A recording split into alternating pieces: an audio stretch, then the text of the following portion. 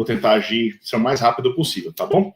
Então, bem-vindos à aula. A aula de hoje é marca 3 do Evangelho. Nós estamos estudando essa revista 9 Marcas, da série 9 Marcas, que é Marcas de uma Igreja Saudável, revista editada pela editora Cristã Evangélica, foi escrita pelo pastor Vinícius Musselman, uma revista sensacional, e o tema de aula de hoje é a aula 5, marca número 3, Evangelho.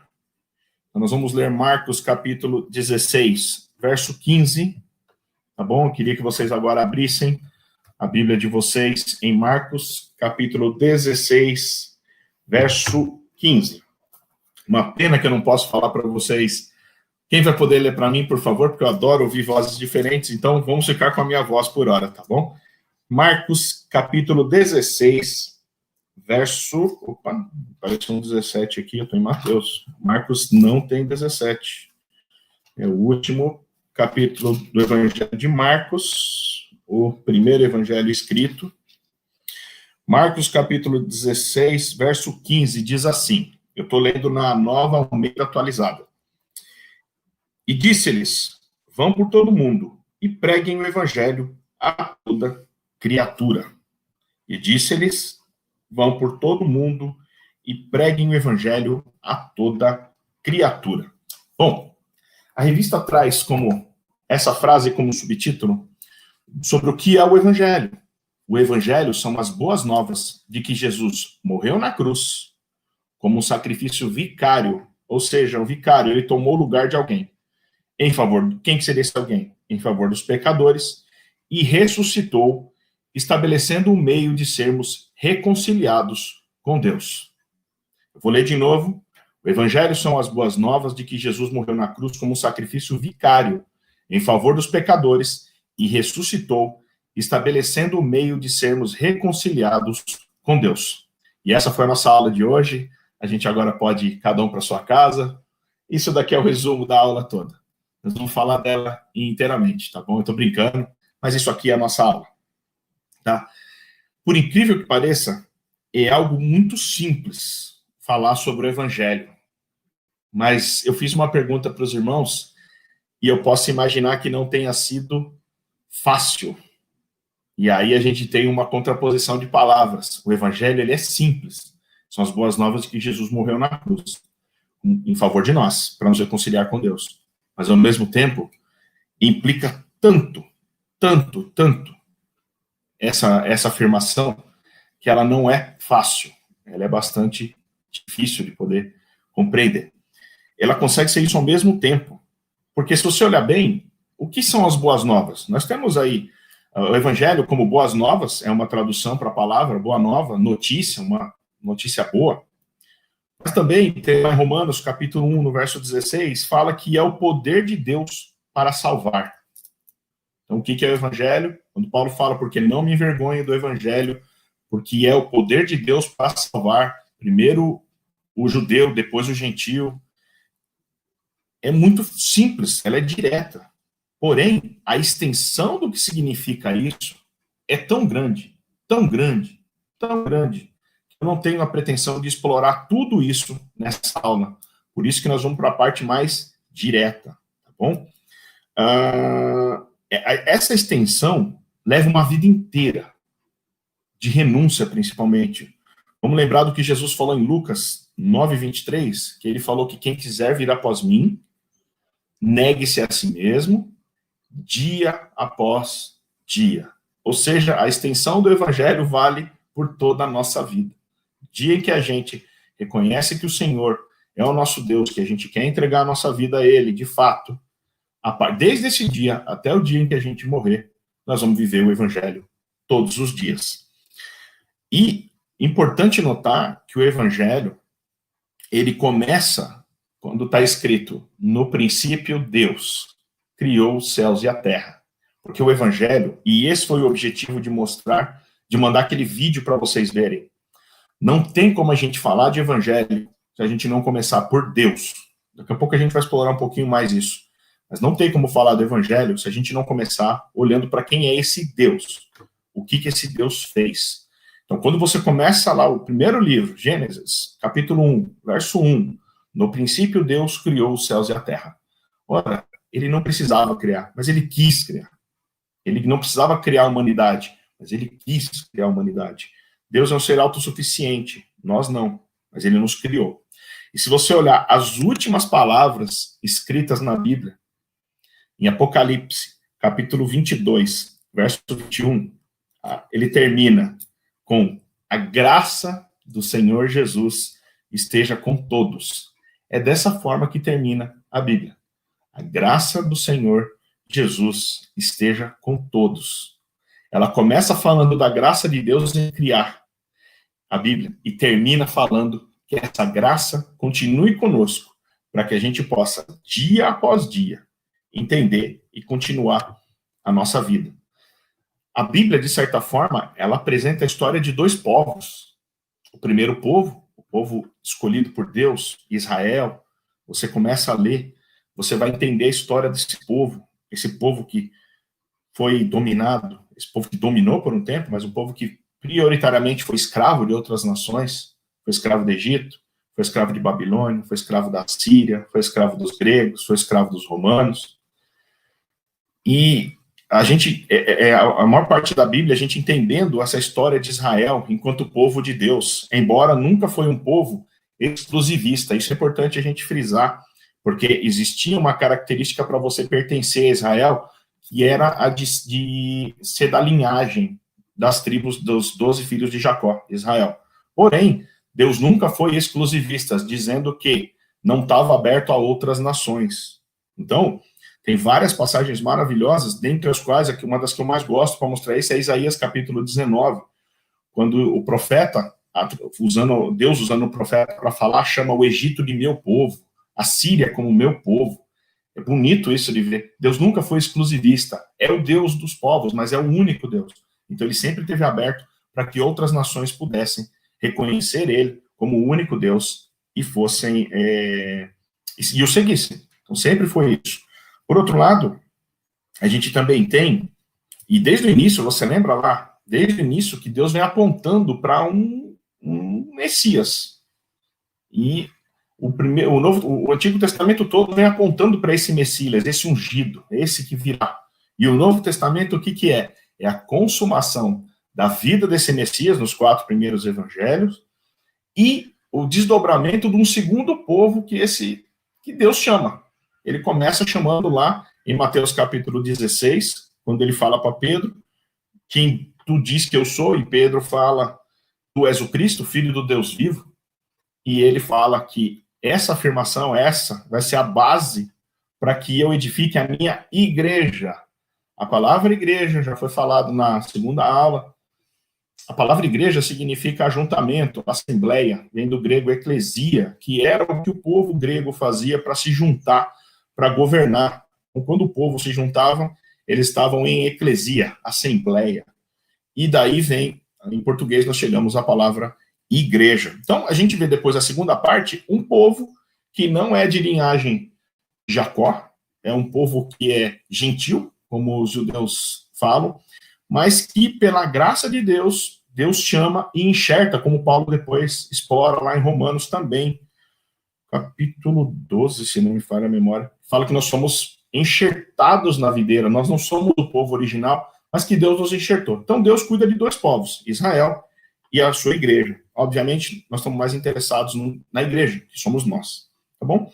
Então, a gente conhece tudo isso daí, e a gente consegue enxergar que tudo isso tem a ver, que é graça e misericórdia do Senhor. Desde o primeiro versículo da Bíblia até o último versículo da Bíblia, a graça do Senhor permeia. Por isso que a gente precisa entender quem é o nosso Deus, porque isso nos dá tranquilidade, tá bom?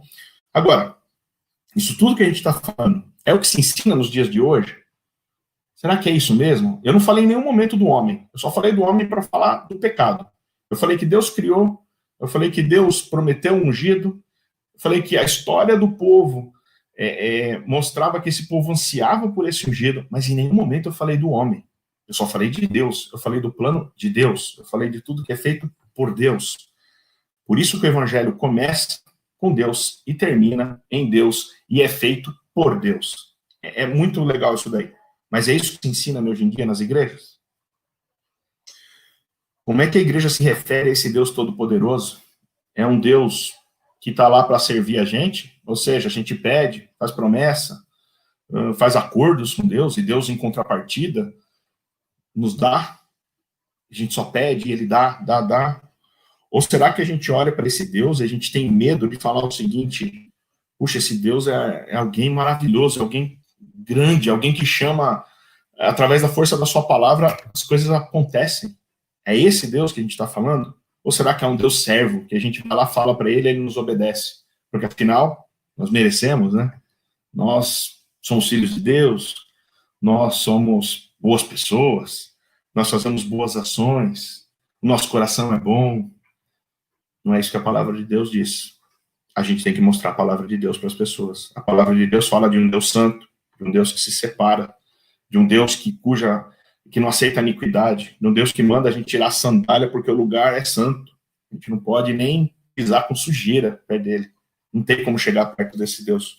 Mas é isso que se fala hoje em dia. E o que se fala do pecado? O pecado ficou uma coisinha mais ou menos, uma falha, sei lá, algo, coitado, algo justificável. Ah, nós somos criados dessa maneira e por isso nós pecamos. Poxa, é culpa do pai, da mãe, do filho, do vô, da sociedade, da imprensa, e a nossa responsabilidade. É isso que se ensina nas igrejas? Será? E o que se fala da obra de Cristo?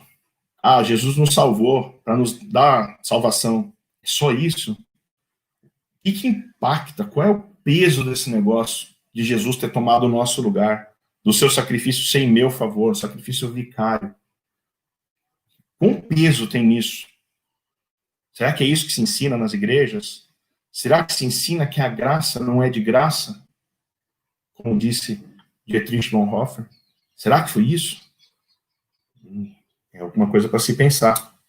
E o que a gente fala da ressurreição de Cristo?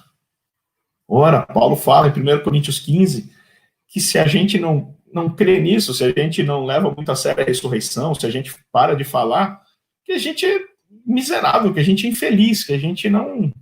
Olha, não faz sentido nenhum. É vã a nossa fé. Esse é o termo que ele usa.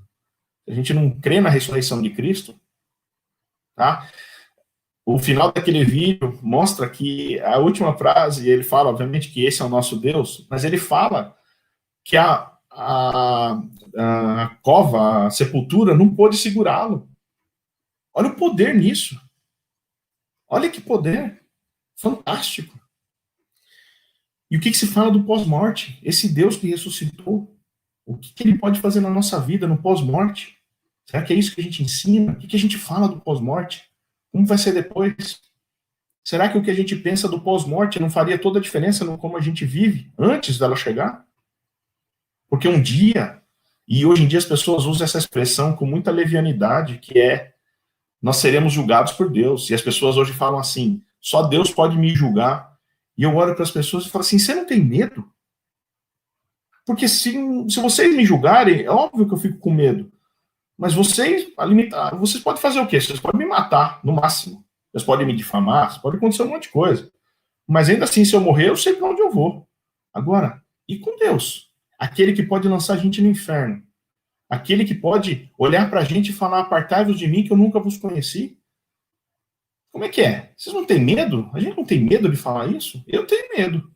Bastante, eu diria. E por fim, o que se ensina hoje em relação da responsabilidade humana? Quem é o homem? Jeremias fala, maldito o homem que confia no outro homem. E via de regra a gente aplica isso para os outros.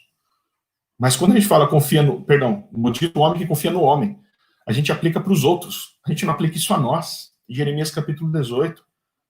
Não, a gente tem que aplicar isso a nós. Nosso coração é enganoso. Nós somos maus. A nossa essência é ruim.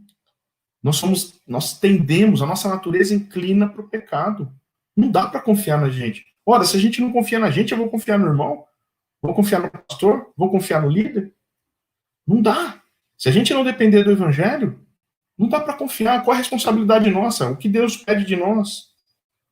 Isso tudo é ensinado nas nossas igrejas? Não estou falando só da nossa igreja, mas será que isso é ensinado na igreja, na internet, nos podcasts da vida. Será que é isso que é ensinado? Irmãos, essa é a aula mais difícil que eu acho que eu já dei até hoje. Porque essa aula, não foi essa aula específica, mas foi o entendimento de quem é o Evangelho, mudou a minha vida. Eu carregava um peso absurdo por não entender quem era o Evangelho. Eu vivi uma vida vazia por quase 15 anos por não entender o que era o Evangelho. Tudo bem, eu sabia que eu estava salvo, eu nunca duvidei da minha salvação. E talvez seja esse o caso de alguns dos irmãos. Nunca duvidei, sempre tive convicção. Mas, por outro lado, será que eu compreendia o que era o Evangelho? Será que eu entendia que Deus ia continuar me amando, independente do que eu fizesse, inclusive dos meus pecados? Mas será que eu entendia também que Deus esperava uma resposta minha, uma vez que Ele já me salvou? Que eu, em resposta e obediência a Ele, que agora, via de regra, Jesus morreu no meu lugar, mas ao tomar o meu lugar, Ele me fez servo dele. E a palavra servo, infelizmente, a gente não usa ela no sentido correto, que é escravo. Será que a gente está disposto a entender isso? De que Deus fez da gente escravo dele? A gente antes era escravo do pecado, agora nós somos escravos de Cristo, que é muitíssimo melhor. Será que a gente entende a profundidade disso? E eu estou exagerando de propósito, tá, irmãos? Porque eu quero provocar vocês a pensar um pouquinho, tá bom? Vamos lá, vamos continuar a nossa aula. Essa é uma citação que está na revista. Uma igreja saudável é uma igreja em que cada membro, novo ou velho, maduro ou imaturo, une-se ao redor das maravilhosas boas novas de salvação por meio de Jesus Cristo.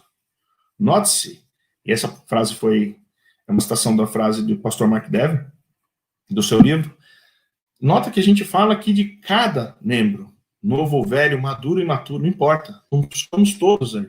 Ah, tem uma pessoa mais antiga aí, deve ter, sei lá, 70 anos de conversão ao evangelho. E a mais nova talvez tenha entendido o que é o evangelho ontem. Não importa. Se você está na nossa igreja, você tem que entender o que essa maravilhosa boa nova de salvação fez em nós por meio de Jesus Cristo. E a gente tem o dever de lembrar isso em tudo que a gente fizer. Nas músicas, na maneira que a gente lida com o irmão, na pregação, na maneira em que a gente, quando vai celebrar a ceia, como que a gente encara aquilo, quando a gente vai ter um batismo, quando a gente vê um irmão se arrependendo, quando a gente vê um irmão passando necessidade, quando a gente vê um irmão lutando com aquilo, a gente tem que lembrar das maravilhosas boas novas, sempre. O irmão peca, a gente fala, mas a gente também peca. Vamos estender a graça de Deus a esse irmão. Mas também vamos falar, irmão, vai e não peque mais, porque é isso que o nosso Salvador ensinou. Tá bom? Vamos fazer aqui lembrar basicamente o que a gente já estudou numa das aulas passadas. O Evangelho gera a igreja. A pregação do Evangelho gera a igreja de Cristo. Foi através das boas novas de salvação que os cristãos que antes eram os gentios, perdão, no primeiro momento os gentios, mas os primeiros foram os judeus, mas aquele povo separado de Deus gerou a igreja, judeus e gentios. E a igreja tem um papel. Ela deve promover, como a gente acabou de ler em Marcos, capítulo 16, no verso 15. Ela promove o evangelho, ela tem que pregar. Mateus, capítulo 28, verso 18 a 20, diz a mesma coisa. Atos, capítulo 1, verso 8. E sereis minhas testemunhas, mas recebereis poder ao descer sobre vós o Espírito Santo. O Espírito Santo foi prometido à igreja.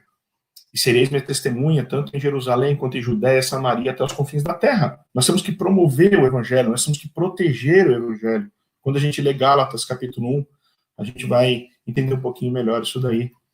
A gente tem que lembrar sempre que foi o Pai que quis que essa igreja fosse inserida na sua família, através do sacrifício do corpo do Filho, e alimentado, vivendo diariamente como templo do Espírito Santo. Cada um de nós somos templo do Espírito Santo. A gente hoje não tem o templo físico. Olha que coisa curiosa. São poucos os momentos na história da humanidade, ou na história do cristianismo, perdão, em que a gente não tinha um templo físico para poder se destacar. Os primeiros crentes no Brasil não podiam ter um templo físico. É muito engraçado isso. Por isso que você vê as igrejas católicas no Brasil muito mais bonitas, e as igrejas protestantes, pelo menos até o início da década de 20, elas eram feinhas. As que foram permitidas por decreto de Dom Pedro II, elas não poderiam nem parecer um templo. Você vai lá para a Europa, você vai ver os templos magníficos, lindos, porque já se permitia, depois da reforma protestante. Compensação, no Brasil a gente não podia. Mas a gente está numa situação curiosa, em que nós temos que sobreviver longe do templo físico, só o templo do Espírito. Só que tem um porém, o templo do Espírito é muito mais forte. O templo do Espírito é aquele que faz com que nós, irmãos longes, afastados uns dos outros, nós estejamos juntos, seja através da internet, seja através do telefone, seja através de um carinho, de encontrar um irmão na rua, dar um tchau, não importa. O Espírito Santo renova, o Espírito Santo nos conecta, o Espírito Santo faz com que a gente se reconheça como mesma família. Nós somos a igreja de Cristo. Se a gente tivesse 60 segundos aí para falar, tempo rolando, o que é o Evangelho, o que a gente responderia? Se alguém quiser arriscar e colocar nos comentários, pode colocar. Bom, eu vou até dar uma pausa agora para dar uma olhada nos comentários aqui. Estou vendo aqui bastante gente. Dona Ieda, Vanessa, Renatinho, Claudete, Kátia, Pri Lima. Legal. A Pri menciona um limo aqui. Eu vi Jesus, ele está vivo. Eu vi Jesus e nunca mais serei a mesma. É verdade. A gente vê Jesus no irmão, a gente vê Jesus através do que ele faz na vida, a gente vê Jesus através do que ele faz na sua igreja. É algo maravilhoso. Ser escravos de Cristo é ser verdadeiramente livre. É verdade, é isso mesmo. A gente escolhe de quem a gente vai ser escravo. O mais irônico é que quem disse isso não foi um pensador cristão, mas foi um pensador, não lembro se ele era grego ou romano, Sêneca, se não me falha a memória, que fala: tu te tornas escravo daquilo que te torna livre. É algo muito impressionante, mas é a verdade. Então, o que é o Evangelho? Eu espero que, ao final, aqui, a gente saiba, pelo menos, recitar o Evangelho, tá bom? Se a gente souber recitar o Evangelho e apontar, pelo menos, a parte mais básica, em 60 segundos, o objetivo da nossa aula foi alcançado. E tudo bem se você não sabe ainda, tá? A gente vai ensinar. Mas você precisa entender isso com a sua vida. Porque não espere o professor, o pastor, o líder ir lá e falar: você é o canal de bênção, você é o canal de Deus para alcançar as pessoas. Foi isso que ele quis. Foi isso que Deus colocou, para que nós falássemos. A gente vai falar de Jesus para o vizinho, a gente vai falar de Jesus para o colega do trabalho, a gente vai falar de Jesus para o primo, a gente vai falar de Jesus para o parente. Eu nunca fiz uma pesquisa disso, mas eu ouso dizer que se a gente fizer uma pesquisa na igreja sobre como você ouvir falar do Evangelho, você vai ter certeza que vai ter uma influência de uma pessoa próxima. Vai ser uma pessoa próxima que falou ou que levou você até ouvir do Evangelho. Eu não tenho dúvida disso. Então, nós precisamos aprender o que é o Evangelho. A Cláudia falou aqui que o Evangelho é Cristo. A Wanda fala que é uma nova vida, nascer de novo. Também, isso são implicações do que é o Evangelho, tá bom? Mas vamos falar agora do que é o Evangelho. E aí, quando a gente fala do Evangelho, a gente tem que lembrar que as Escrituras apontam para o Evangelho do início até o fim. Estão apontando sempre para a cruz de Cristo, para o sacrifício, seja através do sacrifício de cordeiros inocentes, do bode expiatório, que comia os pecados e ia para o deserto para ser morto, seja através da penitência que o Senhor aplicava no povo. Tudo Deus fazia para apontar um sacrifício final, um sacrifício de Cristo. E lá em Hebreus a gente lê que depois que o sacrifício de Cristo foi consumado, não foi necessário mais nenhum sacrifício. O sacrifício de Cristo, ele é suficiente para os nossos pecados de ontem, os de hoje e os que nós cometeremos, infelizmente, até o dia que a gente morrer. Então a gente pode ficar de boa com o pecado? Não, a gente tem que lutar com o pecado. A luta contra o pecado é a evidência de uma pessoa que já entendeu o que é o Evangelho. Isso é uma evidência, tá bom? Agora, tem que lembrar que Deus trata isso individualmente, mas ele também nos insere no seu corpo, na sua igreja, através de existe uma igreja invisível, que nós somos adicionados quando o negócio acontece com a gente individualmente, mas Deus também trabalha através de uma igreja local, que no nosso caso é a igreja cristã evangélica, aqui do Bosque, Rua Tereza Alves Cursino, número 233. A nossa igreja tem CEP, a nossa igreja tem número, a nossa igreja tem uma localização, tá bom? Hoje, nós não habitamos nesse templo, mas hoje o Senhor preparou uma maneira para que nós pudéssemos habitar com o coração, habitar um amando o outro. O Espírito Santo tem nos conectado através de outras maneiras, e tem sido uma bênção, ainda que não seja aquilo que a gente esperava, mas o Senhor tem dado mostras de que Ele está conosco, mesmo nessa pandemia. Então, agora vamos começar falando, não, eu falei já que é o evangelho dito em 60 segundos, então, que falsos evangelhos você já ouviu? Nossa, isso daí dá muito pano para manga. A gente já ouviu, eu tenho certeza que todo mundo aqui já ouviu muitos falsos evangelhos. Não vou nem abrir aqui para a gente falar, porque a gente vai ficar a aula inteira falando quais falsos evangelhos a gente já ouviu. Então, a ideia é que a gente hoje fale do que é o evangelho. E a primeira pista, nós temos aí de Paulo, falando em 1 Coríntios 15, versos 3 e 4, quando ele fala que, antes de tudo, ele entregou o que ele também recebeu, que Cristo morreu pelos nossos pecados, vírgula, segundo as Escrituras. Ele foi sepultado, mas ele também ressuscitou ao terceiro dia, segundo as Escrituras. E esse segundo as Escrituras já nos dá alguma pista. Você vê que ele repete 2 vezes, já está nos dando uma pista aí do porquê Jesus morreu, segundo as Escrituras. Agora vamos entender o que é o Evangelho e você e eu. O Evangelho, no final das contas, tem essa sequência quando a gente olha para a gente. Tem Deus, começando tudo, o homem, Cristo e uma resposta. É dessa maneira que o pastor Mark Dever coloca no seu livro e a revista faz menção. Então, Deus trino, Deus único, aquelas coisas que a gente um dia vai entender o que é difícil de compreender como as coisas acontecem, mas ela existe. Deus é Deus único, apesar de existir na forma trinitária. Ele cria o mundo, ele cria o homem e mulher, no caso Adão e Eva. Todos nós sabemos dessa história. Até aí tudo bem, viu Deus que tudo era bom, mas o homem se rebela contra Deus, ele resolve ser igual a Deus, ele é tentado, ele cede, e isso faz com que a gente se separe de Deus. E você lembra que Deus amaldiçoa a cobra, falando que a cobra vai rastejar, ele fala que a cobra vai ter inimizade entre a serpente e o homem, e que o descendente vai esmagar a cabeça da serpente, mas a serpente vai ferir o calcanhar. A serpente nos ataca, ela é vil, a serpente é Satanás. Ele nos engana, nos coloca em várias situações complicadas, mas o descendente, no caso Jesus, esmagou a cabeça da serpente, nos colocando de volta com Cristo, com o próprio Deus. Ele fez a nossa ponte entre o homem e Deus, mas não é de graça.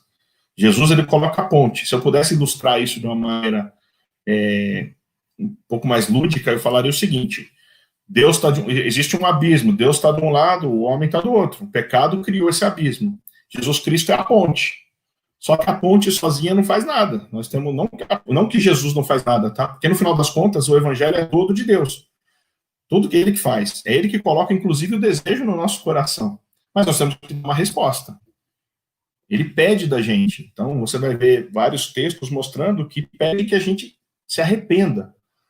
A grande dúvida, o homem tem que se arrepender. A grande dúvida que a gente tem é como é que eu posso me arrepender tendo uma natureza daquela. É o Espírito Santo que atua através de nós. É difícil de explicar a nossa motivação. Existe aí um componente entre soberania de Deus, é Deus tocando tudo, e responsabilidade humana. Não na salvação. A salvação é feita 100% por Deus. É Ele que resolve salvar, é Ele que escolhe aqueles que querem, e não depende do padrão da pessoa, da vida da pessoa. Lembra que Jesus olhou para o ladrão na cruz, e ele não falou da vida do ladrão pregressa. Se fosse depender disso, o ladrão estava perdido. Mas Jesus vai lá e fala o que para ele? Fala assim, quando ele confessa que Jesus é Deus, mesma afirmação que Pedro tinha feito lá atrás, ele automaticamente considera aquele homem como fazendo parte. Quando ele fala, Senhor, lembra-te de mim quando entrares no teu reino, Jesus fala assim, hoje mesmo estarás comigo no paraíso. Então, Deus não levou em conta a vida pregressa daquele homem, não leva em conta a nossa vida pregressa, coisa que o pastor falou, se eu não me engano, no culto da semana passada, em que ele fala numa citação do pai dele, que não importava a vida da pessoa até ela conhecer a Cristo. Tudo isso que aconteceu foi Jesus que fez. Agora, nós temos uma responsabilidade depois, nós temos que nos arrepender. Pode ver que sempre o evangelho traz essa palavra, arrependimento. Então, não é tão simples. Deus faz todo o trabalho de salvação, mas ele pede uma resposta. E a resposta, de certa forma, nós só podemos dar se a gente entendeu o que é o evangelho. Tá bom? Então, a gente já fica uma pista.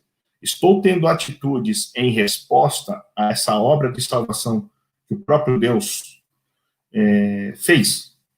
Estou tendo a resposta. As ações que eu tenho são ações de uma pessoa que de fato compreendeu ou de fato consegue se libertar? Se você tem essa dúvida, pergunte a Deus, em primeiro lugar. Fala assim, Senhor, eu quero ter uma vida diferente, eu quero que as minhas atitudes sejam atitudes de arrependimento, atitudes que mostrem o teu evangelho, que o teu evangelho habita em mim.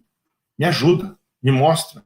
Peça ajuda para os irmãos, peça ajuda para o professor, para o pastor, enfim. Não fique sem dar uma resposta para o nosso Deus. Tá bom? E aí agora vamos ler Romanos capítulo 3, versos 23 ao 28. Romanos capítulo 3, versos 23 ao 28. É uma passagem que eu gosto demais. Romanos 3, 23 ao 28. Pode ler Romanos 1, 2, 3 depois com calma, vocês vão gostar muito, mas vamos focar agora em 23 ao 28, tá bom? Pois todos pecaram e carecem da glória de Deus, sendo justificados gratuitamente por sua graça, mediante a redenção que há em Cristo Jesus, a quem Deus apresentou como propiciação no seu sangue, mediante a fé. Deus fez isso para manifestar a sua justiça, por ter ele, na sua tolerância, deixado impunes os pecados anteriormente cometidos, tendo em vista a manifestação da sua justiça no tempo presente, a fim de que o próprio Deus seja justo e o justificador daquele que tem fé em Jesus. Onde fica, então, o orgulho? Foi totalmente excluído. O orgulho das obras, tá? Por meio de lei. A lei das obras? Não. Pelo contrário, por meio da lei da fé. Concluímos, pois, que o ser humano é justificado pela fé, independente das obras da lei. Então, à luz desse texto, nós podemos pensar um pouquinho, porque é importante entender que todos pecaram, para que a gente compreenda as boas novas. Isso daí significa para que eu e você saibamos que nós pecamos, não tem um justo sequer. E o evangelho começa com Deus, mostrando quem é o Deus Todo-Poderoso, mas depois mostrando que todos pecaram, todos os homens pecaram, todos precisam da glória de Deus, como está lá no verso 23. Todos. A gente fala também em Romanos capítulo 3, o mesmo capítulo 3, no verso 10, diz que não há um justo sequer. Não há um justo sequer. E isso daí é uma citação de Salmo capítulo 14. Salmo 14, perdão, não existe capítulo em Salmo. Salmo 14, no verso de número 3. Então, também diz isso, que não há um justo sequer. Ah, mas a pessoa é boazinha, ele faz caridade. Não importa, ele é pecador. Ele é pecador. A motivação dele para fazer a caridade, talvez a caridade dele, as obras que ele faz, até são boas, são dignas de orgulho. Mas você vê que aqui fala que o orgulho acabou. Nesse mesmo texto diz isso. Então, todos pecaram. Todos pecaram. Não há um justo sequer. O primeiro sou eu. Tá bom? Depois, o que significa dizer que nós somos justificados? À luz disso, o que significa? Justificado significa que alguém tomou o nosso lugar. O que era justo para a gente, a justiça que seria feita em nós, ela foi feita em nós por outra pessoa. Alguém pagou a nossa conta. Quem foi esse alguém? O próprio Cristo, Filho de Deus. E Paulo, depois, ele é redundante, dizendo gratuitamente, por sua graça. Ora, quando é gratuito, a palavra graça significa favor e merecido, que poderia ser uma maneira da gente entender também de graça, gratuito. Só que Paulo é redundante, para deixar claro que não tem nada que ver conosco, que a salvação é totalmente feita por Deus. E eu quero falar isso para vocês ficarem assombrados com o tamanho do nosso Deus, para vocês ficarem assustados com o tanto que vocês são pecadores, e que eu também sou, tá? Me incluo. Mas também para dar esperança, porque uma vez que é o próprio Deus que garante, nem o nosso pecado pode nos separar, como o próprio Paulo depois vai lá falar que está seguro, que nem a morte, nem nada pode nos separar do amor de Deus. Não tem como, nem o nosso pecado pode nos separar do amor de Deus. Mas ele também fala que onde abundou o pecado, superabundou a graça, mas não é por isso para a gente continuar pecando. Tá bom? Só essa informação. Somos salvos por nossas obras ou mediante a fé? O que isso significa? Nós não somos salvos por nossas obras. Está claro.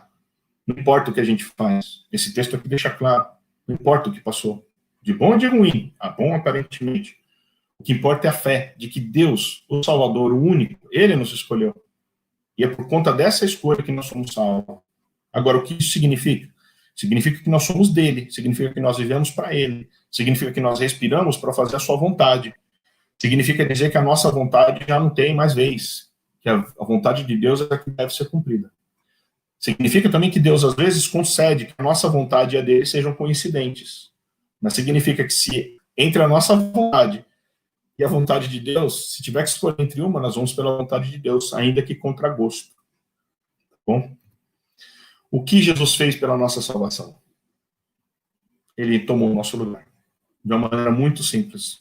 Aquele pecado entrou no homem, na humanidade, por causa de um homem, que afetou 100% da humanidade, Adão e Eva, e que desde então, desde que a gente lê Gênesis capítulo 5, até Gênesis capítulo 4, os homens eram feitos semelhança, até Caim e Abel, Adão e Eva são semelhança de Deus. A partir daí, depois do pecado, começa a ser semelhança do próprio Adão, inclusive trazendo o pecado. Todo homem nasce pecador, por isso que se fala que todos nós somos pecadores, que não há um justo sequer. E Jesus fez o quê? Ele tomou o nosso lugar na sentença de morte. A sentença era nossa, ele tomou. Claro, isso vai nos dar tranquilidade para responder. A nossa fé que salva a obra de Cristo. Eu espero que até agora vocês já entenderam que é a obra de Cristo. É ela que nos salva. A nossa fé é uma resposta a isso. Tá bom? Está lá no Romanos capítulo 3, versos 27 e 28. Agora, a gente tem uma resposta para dar. E isso é a nossa fé. Em Hebreus capítulo 11, verso 1, vai dizer que a fé é a certeza das coisas que não se veem. Eu não vejo a salvação de Cristo, mas eu creio na salvação de Cristo. Então, uma vez que eu creio na salvação de Cristo, eu vou viver como uma pessoa salva. E o que Deus espera de um salvo? Está na palavra de Deus. Eu vou seguir a palavra de Deus, custe o que custar. Essa é a nossa resposta. Tá bom? Deixa eu dar uma olhada aqui se tem algum comentário no chat. Deixa eu ver aqui, tem bastante comentários. Vamos lá. A vontade de Deus é que o Evangelho imprime em nós a natureza de Cristo, isso mesmo. Kátia, nossa vida e testemunho deve expressar essa natureza. Ótimo. É um transplante. Deus tira o nosso coração de velho homem e implanta o coração de Jesus. Exatamente. Infelizmente, não totalmente, né? Porque ele ainda deixa uma parte nossa e essa parte ele quer trabalhar. As decisões nossas devem ser como pautadas nesse transplante. Sim. A Pri mencionou aqui o evangelho da prosperidade, que é um perigo. Hoje em dia, o evangelho da prosperidade já não cola tanto, então o que está colando agora é o evangelho do coach, que é aquela teoria de que tem que estar tudo bem, de que você tem que se sentir bem, você merece ser feliz. Esse talvez seja o maior perigo que a gente enfrenta hoje, entrando no nosso... entrando na cabeça dos crentes. Então a gente tem que tomar muito cuidado, muito cuidado. Mesmo ensino do culto, é verdade, a Gli está comentando aqui que é muito interessante, o mesmo ensino do culto de hoje, trabalho do Espírito Santo, viver em Cristo, para a glória dele, que Paulo era o espelho de Cristo, nós também devemos buscar a ser, exatamente, isso daí. Bom, voltando aqui para a aula, então, o evangelho é a igreja. A gente tem que lembrar, primeiro, quando a gente fala do evangelho em nós, o evangelho em cada um de nós, é a perspectiva individual, micro. Daqui a pouco eu vou falar disso daí. Agora a gente vai falar o evangelho e a igreja de Cristo.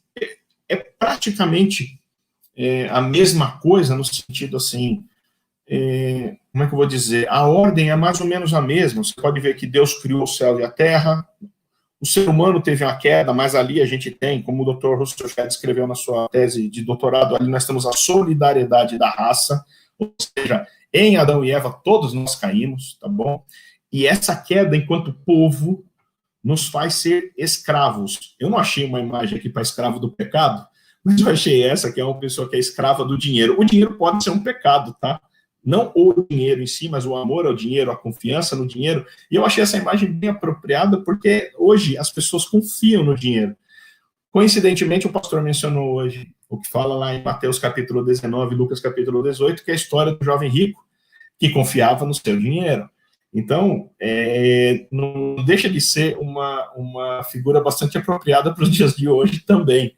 Mas o que eu quero dizer é o seguinte, as pessoas são bem presas, nós estamos escravizados. Jesus morreu para nos dar redenção, para quebrar essa corrente. Você vê que a perna ali está quebrada. Jesus, ele vem para nos quebrar do domínio do pecado. Infelizmente, nós saímos do domínio do pecado. Tem uma música que eu gosto muito, que é que a gente foi justificado, que a gente hoje foi livre do domínio do pecado. A gente ainda não foi livre da presença do pecado em nós, mas um dia a gente vai ser livre da presença do pecado. O pecado vai deixar de habitar. Isso vai acontecer ou quando a gente morrer, ou quando o Senhor vier nos resgatar. Tá bom? Então, pensando dessa forma, o ser humano se rebelou e a gente continua se rebelando contra Deus. Se depender da gente, eu gosto muito da citação do Charles Spurgeon, que ele fala assim, que ele crê que Deus salvou porque ele quis, porque se dependesse dele, isso o Charles Spurgeon falando, eu tenho certeza que foi Deus que me salvou, porque se dependesse de mim eu não o procuraria. E eu poderia escrever com o meu nome embaixo também. Eu tenho certeza disso. Se não fosse Deus que me salvasse, eu, por vontade própria, não iria buscá-lo. E eu posso garantir que isso acontece com cada um dos irmãos. Tá bom? E isso vai acontecer, a gente vai viver esse drama de luta contra o pecado até o dia da consumação. Vai ter um dia da consumação, um dia da vitória. Parece um dia, eu não sei se tem direitos autorais, mas já fica um pedido, se a gente pudesse um dia cantar na nossa igreja, o dia da vitória, do Vencedores por Cristo. É um dos hinos mais lindos que eu já ouvi falando da consumação, que vai ter um dia que o Senhor vai reinar eternamente e que vai ser maravilhoso.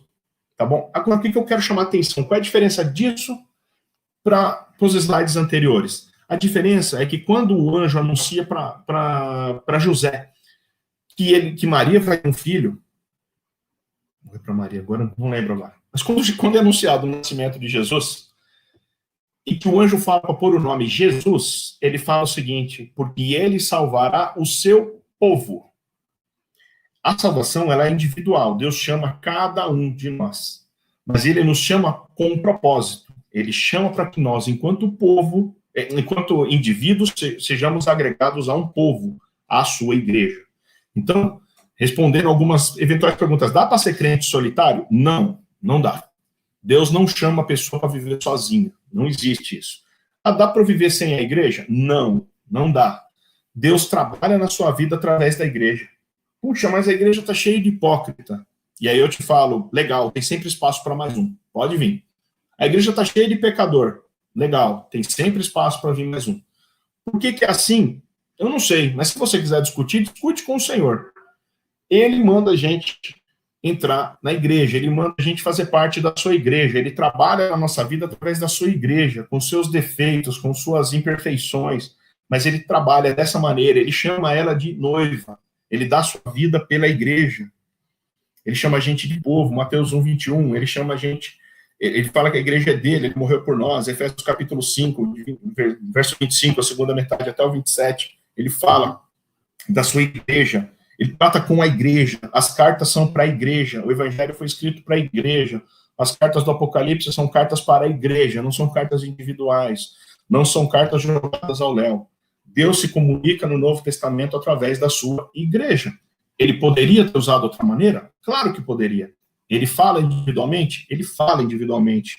Mas é muito mais exceção do que regra. Via de regra, ele trabalha através da sua igreja. E daí a importância da gente frequentar a igreja, da gente não só frequentar, mas da gente fazer parte dessa igreja, seguir, apoiar um ao outro, tem tanto benefício. A gente costuma pegar 5% da igreja que é ruim e leva isso para um todo. E, na verdade, a gente esquece que tem 95% de coisas que acontecem na igreja. Quando eu falo igreja, perdão, só um parêntese, tá? Eu não estou falando a igreja de Cristo, porque a igreja de Cristo, ela é perfeita, ela é multiforme. Mas as pessoas que estão lá são pecadores, lutando dia após dia para poder vencer o pecado.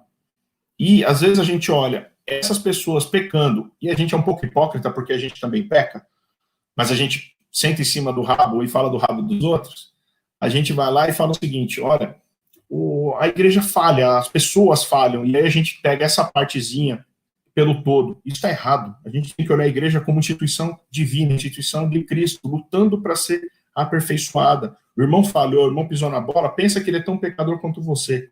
Pensa que ele está no caminho tanto quanto você. Pensa que ele precisa do evangelho tanto quanto você. Pensa nisso. Um dia a gente vai ter a consumação. O Senhor vai vir. O pecado vai nos escravizar até lá. Não tem como. A gente vai sofrer. Mas um dia o Senhor vai vir. O pecado, a luta contra ele é diária. Lembra que Jesus fala de novo, Lucas 9:23. Quem quiser vir após mim, negue-se a si mesmo, dia após dia. Tome a sua cruz e me siga. Dia após dia. A gente vai lutar com isso até que o Senhor nos leve, ou até que ele nos leve porque a gente morreu, ou seja, porque ele retornou para nos buscar. E esse dia, que a nossa igreja triunfante, que fala lá em Romanos capítulo 8, versos 20 e 21, ele vai vencer o mundo, como está lá em Apocalipse 18, vai vencer o diabo, como está no Apocalipse 20, ele vai vencer a morte, como Paulo fala em 1 Coríntios capítulo 15, e ele vai julgar vivos e mortos, como também está em Apocalipse capítulo 20. E, por fim, ele vai fazer nova todas as coisas, como temos lá em Apocalipse capítulo 21, no verso 5. Enquanto tudo isso não acontecer, a gente está sujeito ainda a continuar uma vida muito difícil, uma vida em que a gente vai lutar. Mas esse mesmo Deus que fala tudo isso para a gente, ele também fala, tem de bom ânimo, eu venci o mundo. Isso é viver por fé. Por fim, eu já estou encerrando. Por que nós precisamos das duas ênfases, macro e micro, no entendimento do Evangelho? Porque Deus deixou dessa forma. Deus, ele trabalha com a gente individualmente, mas ele trabalha através da igreja. Ele também chamou um povo, ele separou um povo, ele trata com o povo. Muitas das promessas, para não falar a maioria, do Antigo Testamento, elas eram de povos, elas não eram individuais. E isso mudou? Não. As promessas que estão na Bíblia, tem muita promessa individual, mas a maioria das promessas são para um povo, que hoje se chama Igreja de Cristo. Como que a gente faz para participar dessa nova criação? É suficiente dizer que Jesus fala tudo novo e não explicarmos como fazer a nossa parte? Não. A gente participa ativo na igreja. Às vezes, a maneira que Deus vai abençoar um irmão é através de você. E isso é um privilégio. Não pense nisso como um peso. Se você tem condições de ajudar, colocar comida para o seu irmão, é porque o Senhor antes deu comida para você. Se Deus está te ensinando, se Deus está dando condições de você ensinar a palavra dele para outra pessoa, é porque Deus antes te deu entendimento. A maneira que Deus faz é mais ou menos assim. Primeiro ele nos abençoa para que a gente abençoe os outros. É dessa maneira. Deus manda para a gente reparte. Manda para a gente reparte. A gente, com isso, juntos, glorifica o nosso Deus. Então, como é que a gente faz? Faz a sua parte. Poxa, mas eu não sei dar aula. Mas eu tenho certeza que tem alguma coisa que você sabe fazer. Tenho certeza. Puxa, eu sei fazer bolo. Irmão, você não tem ideia como a gente precisa de bolo, em especial nessa pandemia. Sabe, faz um carinho pro irmão. Poxa, mas você fazer bolo, ótimo. Mas não tenho condição de comprar ingrediente. Peraí que tem um irmão que tem dinheiro, mas não tem habilidade de fazer bolo. Deus vai juntando as pessoas. Deus vai juntando. É dessa maneira que ele trabalha. Ele coloca a gente naquele caldeirão chamado igreja e, de repente, ele começa a trabalhar lá dentro. Agora, se você não estiver disposto a estar lá dentro, apesar do calor, apesar do desconforto, porque o chamado para ser cristão é um desconforto diário. Mas, eu sempre lembro disso, Jesus fala toda a parte difícil que é de ser cristão. Mas quando ele fala para os discípulos, e algumas pessoas vão embora, não lembro agora em que parte que está isso, é Lucas capítulo 8, as pessoas vão embora. E Jesus, quando olha para os discípulos, ele fala assim, e vocês? O que dizem? E os discípulos falam assim, para onde? Vocês não vão embora? E aí os discípulos falam assim, mas para onde nós vamos se só tu tens as palavras de vida eterna? É esse o consolo, meus irmãos. A palavra de vida eterna está com Jesus. Mas Jesus resolveu fazer isso através da igreja. Puxa, mas na igreja é desconfortável. O pastor vai falar alguma coisa, o professor vai falar alguma coisa que vai me incomodar. Glória a Deus por isso. É o Senhor tratando na tua vida. Podia ser pior, podia não tratar, e aqui ficar continuando te matando, te sufocando, te fazendo sofrer. Lembra que ele veio para nos dar liberdade. Tá bom? Antes de terminar, vou ver os últimos comentários aqui. Deixa eu ver aqui. O pastor André falando aqui, a perspectiva é do corpo, mas que deve afirmar que a igreja corpo exibe as perfeições de Cristo. Isso mesmo, pastor. A Elizabeth fala, muitas vezes vemos nosso defeito no irmão e nós achando que é qualidade. É verdade, Elizabeth. O pastor André faz mais um comentário aqui. Temos por muito tempo pensar só na pessoa, no indivíduo, especialmente nos dias de hoje, em que a gente é extremamente individualista. A gente é individualista, a gente se incomoda com tudo. E o chamado para estar na igreja é justamente para incomodar a gente nisso daí. E o pastor André complementa: ao viver como o corpo de Cristo, somos testemunhas, imitadores de Cristo, pregadores do Evangelho. Pegando o gancho no que o pastor pregou hoje cedo, imitadores do próprio Cristo, exatamente. Então, assim, é dessa maneira que o Senhor trabalha para a gente na igreja, tá bom? Bom, estou concluindo aqui já. Implicações para a vida da igreja. E vou terminar com duas citações, basicamente. A primeira implicação do Evangelho para a vida da igreja é que nós temos que preservar o Evangelho.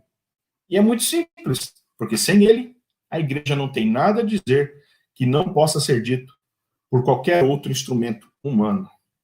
Se a nossa igreja não prega o Evangelho, se as nossas músicas não falam do Evangelho, se a maneira que a gente cumprimenta o irmão, a gente não tem o Evangelho em vista, se a maneira que a gente olha para o nosso irmão, a gente não pensa que ele carece do Evangelho tanto quanto nós, e que o Senhor nos colocou em contato para que nós possamos anunciar o Evangelho a ele e viver o Evangelho com ele, se a gente não tem nada disso na nossa igreja, eu falo isso da nossa igreja cristã evangélica, mas isso se aplica a qualquer outra igreja, que não, qualquer instrumento humano, ela deixa de ser alguma coisa, ela deixa de ser igreja. Isso foi dito pelo pastor Anyabuy, eu não sei dizer o nome dele, o pastor André conheceu ele, mas esse segundo eu sei quem é, Greg Gilbert, que ele fala também, a segunda implicação para o evangelho é que nós precisamos nos saturar do evangelho.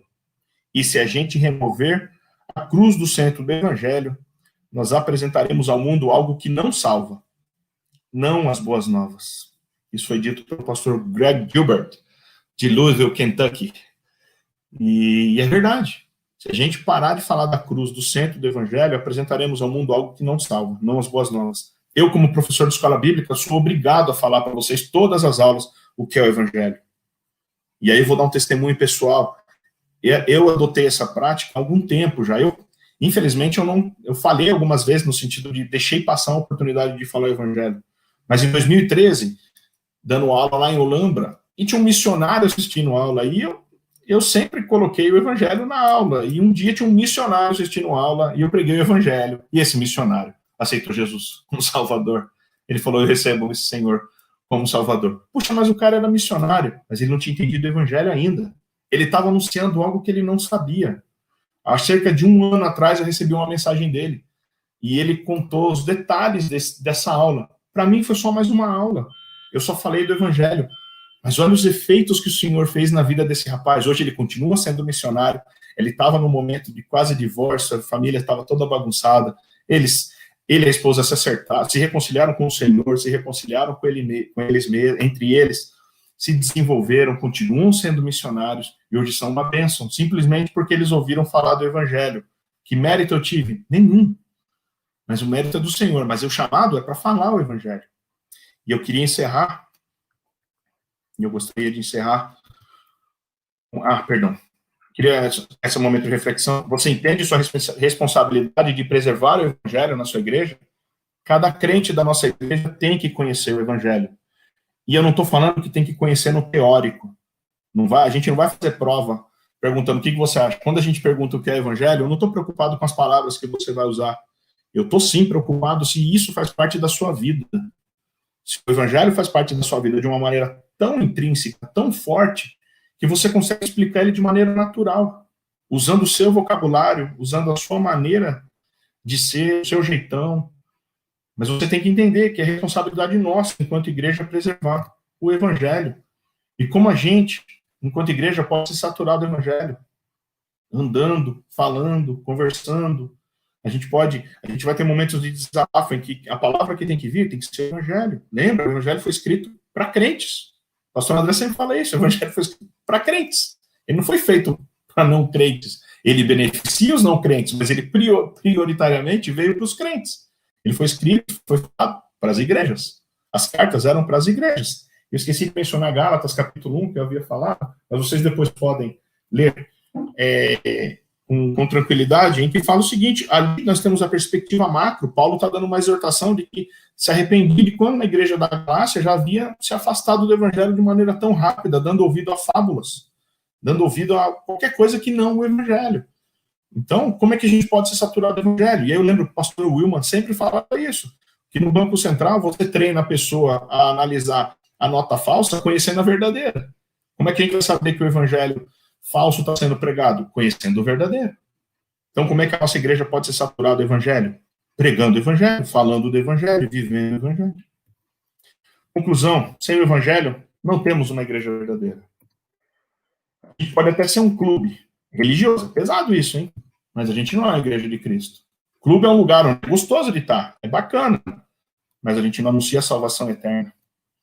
Dessa forma, nós precisamos conhecer, preservar e proclamar o evangelho. Sabe aquela história de que nós precisamos pregar, se necessário usar palavras? É balela. A fé vem pelo ouvir, e ouvir a palavra de Deus.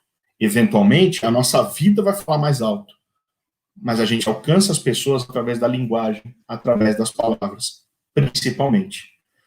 Pregar o evangelho, é lógico, precisa de sabedoria, precisa de discernimento, precisa de várias coisas, e conhecimento, obviamente, mas nós precisamos pregar e proclamar esse evangelho, tá bom?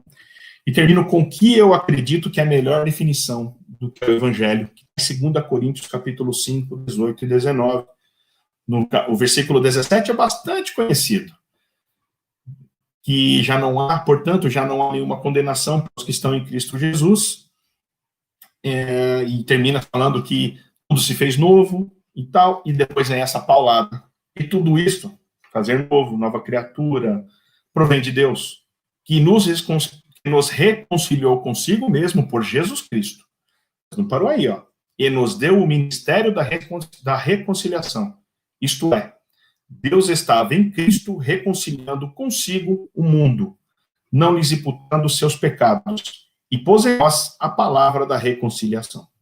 Olha, que coisa, né? Vou ler de novo. Tudo isto provém de Deus, que nos reconciliou consigo mesmo por Jesus Cristo e nos deu o ministério da reconciliação. É nosso papel reconciliar pessoas com Deus através de Jesus Cristo. Isto é, Deus estava em Cristo reconciliando consigo o mundo, não lhes imputando os seus pecados. Glória a Deus por isso. Glória a Deus por isso. E pôs em nós a palavra da reconciliação. Esse é o nosso papel, meu irmão. Se a gente não está fazendo isso, nós estamos falhando. Nós temos que ser reconciliadores. Levar as pessoas a conhecer Jesus, a obra de Cristo. Mas o pregar a palavra é nosso. O se colocar como intermediário é nosso. Quem vai fazer o trabalho é o Senhor Jesus. Mas somos nós que temos a oportunidade de falar. É dessa maneira que ele quis que fosse. Então, é dessa maneira que ele quis que fosse. E eu queria só ler aqui uns últimos comentários, ver se alguém mais quer falar alguma coisinha. Temos aí 2 minutinhos e eu já encerro a aula.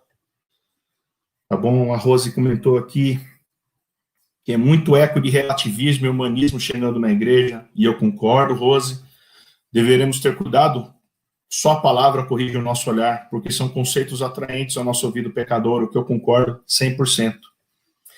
Resumindo, meus irmãos, o evangelho começa com Deus todo-poderoso, santo, maravilhoso, que criou a gente sem a gente merecer, sem a gente pedir nada. Mas a gente, por nós mesmos, pela nossa obstinação, tendência ao pecado, isso criou barreira, isso fez com que a gente se separasse de Deus, a gente quis ser igual a Deus. Aí, Deus vem e muda, ele coloca algo, ele não usurpa ser igual a Deus, ele manda o seu filho para morrer no nosso lugar. Seu filho vem, morre no nosso lugar, seu filho vem, morre no nosso lugar, se coloca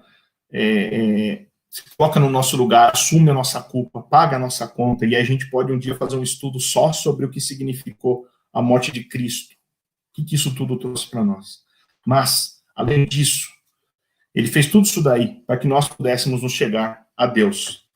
E uma vez que a gente chegou a Deus, a resposta que nós temos que ter nós temos que reconhecer. Tudo bem, Deus fez tudo isso, mas ele pergunta, você quer se reconciliar comigo? Eu fiz todo o trabalho, agora é a nossa parte. Nós temos que nos arrepender e temos frutos que mostram que nós estamos arrependidos. Tá bom?